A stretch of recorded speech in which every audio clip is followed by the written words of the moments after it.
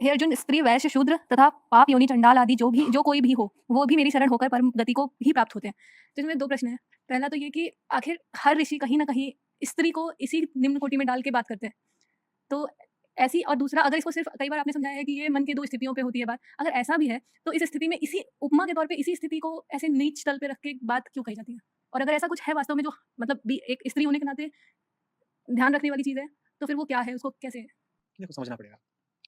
जहाँ से कृष्ण बात कर रहे हैं, वहाँ से देखने पर तो जीव ही मिथ्या है, तो काहे की स्त्री और कौन-सा पुरुष? जहाँ से कृष्ण देख रहे हैं, वहाँ से देखने पर तो जीव ही नहीं है, तो स्त्री कौन और पुरुष कौन? ज़िंदा कौन और मुर्दा कौन? अर्जुन को कह रहे हैं ये जो ज़िंदा है, ये कभी मुर्दा थे, जो मुर्दा है वो अभी भी ज़िंदा है। वो बिल्कुल एकदम घड़ियाया हुआ है कि आज कुछ है कि नहीं है? पूरे मरे हुए जो हैं, वो कभी मरे नहीं, जो ज़िंदा हैं, वो पैदा हुए नहीं। तो वो तो जीव की सत्ता बताई दे रहे हैं कि मिथ्या है। अब उसमें क्या परेशान होना कि कौन स्त्री है, कौन पुरुष है? लेकिन सुनने वाला कौन है? अर्जुन है। अब इन साहब पर ध्यान देते हैं। ये वो हैं जो पहले अध्याय में बता रहे थे कि देखिए, अगर हमने लड़ाई करी, तो सब क्षत्रिय पुरुष मर जाएँगे और फिर हमारी औरतें खराब हो जाएँगी, वो इधर-उधर जा करके संबंध बनाएँगी, उससे वर्ण संकर पैदा होंगे। वो सब याद है? तो सुनने वाला किस मानसिकता का है? सुनने वाला तो जाति, लिंग, इन सब संस्कारों से घिरा हुआ है ना। और वो देखो, तो दागी जाएगी मिसाइल। अब मिसाइल बनाने में बाजू तो लगे नहीं है, मिसाइल बनाने में क्या लगा है? और मिसाइल दागने के लिए भी बाजू नहीं चाहिए, मिसाइल दागने के लिए भी क्या करना है?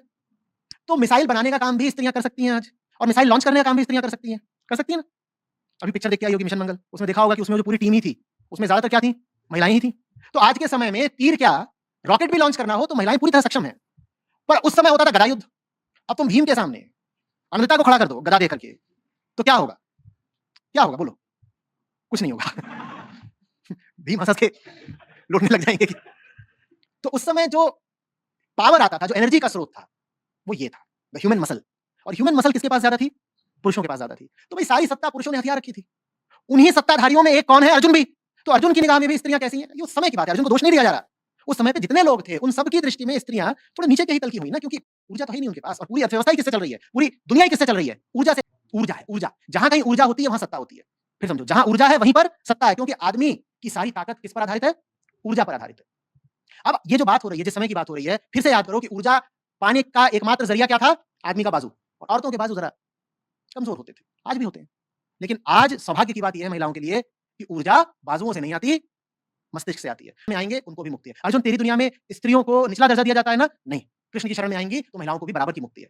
तो कृष्ण तो बराबरी का दर्जा दे रहे हैं। कृष्ण कह रहे हैं कि मेरे सामने चाहे ब्राह्मण आए, चाहे शूद्र आए, मैं तो सबको मुक्ति देता हूँ। भेद करने वाला कौन है? भेद करने वाली दुनिया है। भेद करने वाला संसार है। भेद करने वाले कृष्ण नहीं है। बात समझ रही हो? स्पष्ट हुआ? इसमें महिलाओं की कोई गलती नहीं है, बात समय की है। वो समय ऐसा था। वो समय ही ऐसा था। अब तुमने पूछा है कि अगर भई आचार्य जी महिलाओं में वास्तव में कोई खोट होती है तो साफ-साफ बता ही दीजिए ताकि हम सतर्क हो जाएँ। वो जो खोट है देखो महिलाओं में विशेषकर नहीं है। वो महिलाओं में है और पुरुषों में भी बराबर की है। तो अगर सतर्क होना है तो दोनों को होना पड़ेगा, महिलाओं को, पुरुषों को, दोनों को।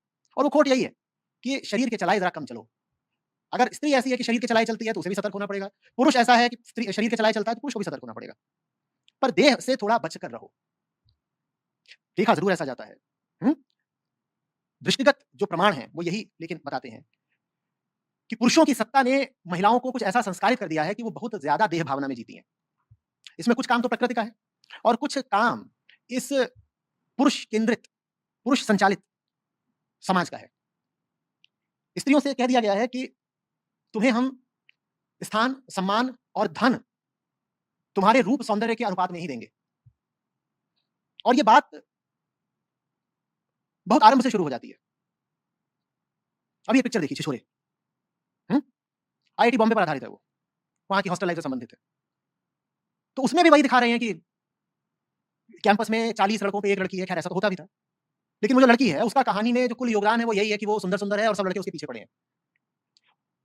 पूरी कहानी इस पर आधारित है कि एक हॉस्टल है जिसके लड़के चैंपियनशिप जीतना चाहते हैं। अब चैंपियनशिप जीतने में लड़की का कोई योगदान ही नहीं, योगदान छोड़ दो, लड़की की कोई रुचि भी नहीं। लड़कियों का जो पूरा हॉस्टल ही दिखाया गया है उसकी कोई रुचि ही नहीं। लेकिन फिर भी लड़की का जो किरदार है वो बड़ा केंद्रीय क्यों? क्योंकि वो सुंदर-सुंदर है। तो पूरी कहानी में लड़कों को जो महत्व मिला है वो इसलिए मिला है क्योंकि वो जीत रहे हैं और खेल रहे हैं और संघर्ष कर रहे हैं। समझो बात को। लड़कों को महत्व इसलिए दिखाया गया कहानी में क्योंकि वो जीत रहे हैं, खेल रहे हैं, संघर्ष कर रहे हैं। और लड़की का महत्व किस लिए है? क्योंकि वो सुंदर-सुंदर है। तो लड़की को संदेश क्या जा रहा है? कि बेटा तू सुंदर-सुंदर जितनी ज़्यादा होगी ना तुझे उतनी जगह मिलेगी। तो लड़की कहती है मुझे उपलब्धि करके करना क्या है? मुझे सुंदर-सुंदर होने दो। मुझे तो देखो कहानी में भी जगह तभी मिली जब मैं सुंदर-सुंदर हूँ। लड़के जो हैं वो सब साधारण है, एक आध दो तो घिनौने हैं दिखने में। लेकिन उनको फिर भी बड़ी केंद्रीय जगह मिली हुई है क्योंकि वो एक चैंपियनशिप जीतने की कोशिश कर रहे हैं। और लड़कियों का हौसला चैंपियनशिप में कहीं नज़र ही नहीं आ रहा। कहीं है ही नहीं। हाँ, एक सीन में ज़रूर एक आती है बेचारी दुबली-पतली वो वज़न उठाने की कोशिश करती है। उसको भी यही दिखाया गया है कि एक लड़का ऐसा बिल्कुल बेबस हो रहा है कि एक लड़की आके उसको बेआबरू करे जा रही है। वहाँ भी उसको यही दिखाया गया कि लड़के को ताव ही तभी आया जब उसने देखा कहीं लड़की से ना हार जाऊँ। तो वहाँ भी जो लड़की का किरदार बीच में लाया गया, ज़रा-सा 2 मिनट के लिए, बस इसी खातिर लाया गया कि लड़के के सामने वो एक मापदंड की तरह बन सके कि भाई तू इतना दुबला-पतला और इतना मरियल हो गया क्या कि तू लड़की से हार जाएगा? छी! लड़की से? तो फिर उसको ताव आ जाता है, कहता है, "हैं? लड़की से हारना पड़ेगा, हम लड़की से तो नहीं हारेंगे।" तो फिर बिल्कुल बिल्कुल आधा मरा हुआ इंसान भी वज़न उठा जाता है, क्योंकि उससे पहले लड़की वज़न उठा गई थी। वैसे ही वो पिक्चर आगे बढ़ती है तो उसमें अब ये सब एक ही कॉलेज से पढ़े हुए लोग हैं, इनका एक थोड़ी दुखद स्थिति में रियूनियन होता है। इनमें से एक का जो बच्चा है वो अस्पताल में भर्ती है, थोड़ा गंभीर हालत में है। तो ये 5-7 मिलते हैं दोबारा। वो जो लड़की है उनमें से एक को ब्याह चुकी है तो वो भी वहीं पर मौजूद है। अब ये सब बैचमेट्स हैं और आईआईटी के बैचमेट्स हैं और पिक्चर क्या दिखा रही है? ये 6-7 जो लड़कियाँ ये बैठे हुए हैं और वो जो लड़की है जो इनकी बैचमेट ही है वो इनके लिए खाना बना रही है। खाना बना रही है और कह रही है गाइस डिनर इज़ रेडी। ये सब बैठ करके कैंपस की पुरानी यादों की चर्चा कर रहे हैं और इन्हीं की बैचमेट क्या कर रही है? इनके लिए खाना बना रही है।